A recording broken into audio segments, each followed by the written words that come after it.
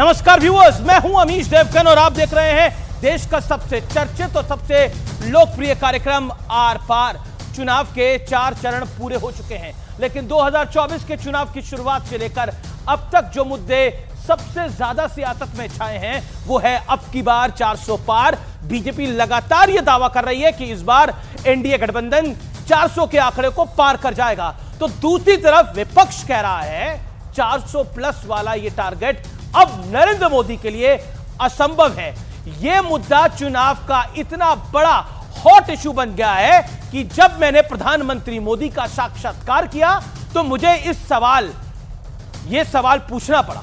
लेकिन बीजेपी चुनाव की शुरुआत से लेकर अब तक यानी अभी तक इस टारगेट को हासिल करने पर बेहद कॉन्फिडेंट है। उधर विपक्षी गठबंधन ने भी 300 सीटों पर जीत का एक बड़ा दावा कर दिया है, ऐलान कर दिया है। अब सवाल है कि लोकसभा की कुल सीट है 543। ऐसे में आधे से ज्यादा चुनाव बीतने के बाद जीत को लेकर किसका दावा सबसे ज्यादा दमदार है, आज इसी पर होगी देश की सबसे बड़ी बहस। 400 पार कितना दूर और कितना पास।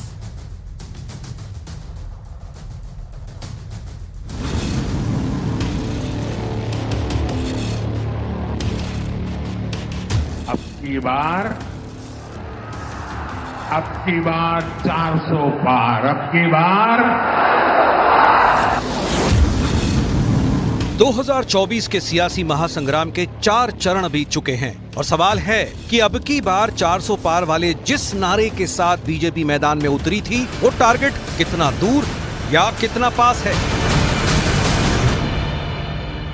विपक्ष कह रहा है कि 400 पार की पहले मोदी जी बात कर रहे थे, अब नहीं कर रहे हैं। सभी राज्यों के भ्रमण से मैं देख रहा हूं कि ये आंधी है, आंधी, बड़ी आंधी। और 2019 से बड़ी वाली आंधी। 400 पार बहुत आराम से देश की जनता करने वाली है। ये 380 सीट में मोदी जी 270 सीट लेकर पूर्ण बहुमत प्राप्त कर चुके हैं और आगे की लड़ाई 400 पार करने की है। हालांकि विपक्ष अपनी जीत की ताल ठोकते हुए बीजेपी के मिशन 400 पर सवाल भी उठा रहा है। पहले कह रहे थे 400 पार, 400 पार, 400 पार, अब 150 पार नहीं बोल रहे। ভোট পেশ হয়ে গেছে, তাতে 195 থেকে 200-র মধ্যে বিজেপি বড় জোর হতে পারে আর ইন্ডিয়া জোট পাবে 295 থেকে 315। मी आत्मविश्वासाने सांगतो, इंडिया आघाडीचे 300च्या वरती खासदार निवडून येणार म्हणजे येणारच। लेकिन इसी बीच महाराष्ट्र के डिप्टी सीएम देवेंद्र फडणवीस ने उद्धव ठाकरे और विपक्ष पर जोरदार वार किया है।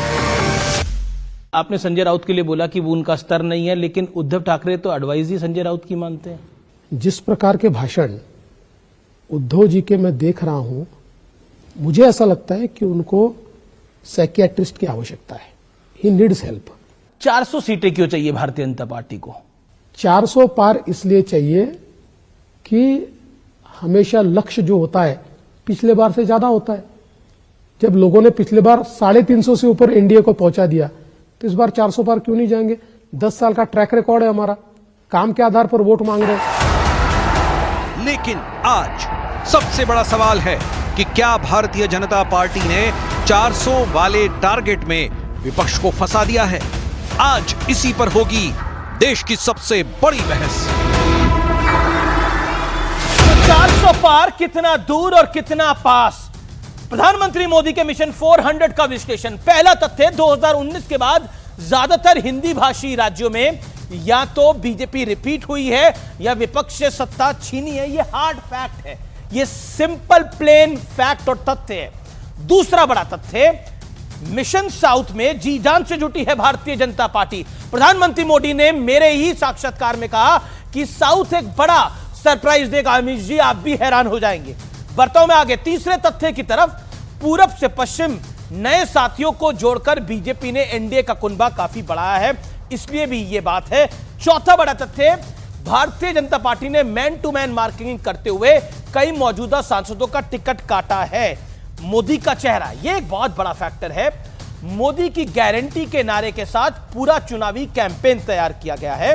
विपक्ष का फुल टॉस, मोदी पर पर्सनल अटैक, कभी औरंगजेब कहना, कभी गाली देना, और बीजेपी को इस पूरे मुद्दे पर खुलकर सियासत करने का मौका दिया है।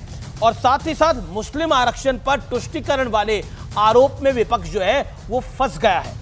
अब मैं बढ़ता हूं आगे बड़े प्रश्न की तरफ। आज का बड़ा प्रश्न ये है, चुनाव हार जीत से ज्यादा 400 प्लस के नैरेटिव में उलझ के रह गया है कि बीजेपी 400 आएगी नहीं आएगी। इस समय यही पूरा नैरेटिव बन गया है। मेरे साथ